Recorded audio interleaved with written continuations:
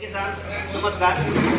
All India panther सेनेनं या ठिकाणी खूप मोठ्या उत्साहामध्ये पाठिंबा आकाशभाई गायकवाड यांना वंचित बहुजन आघाडीचे जे उमेदवार आहेत तरुण तडफदार यांना पाठिंबा या ठिकाणी दिलेला आहे.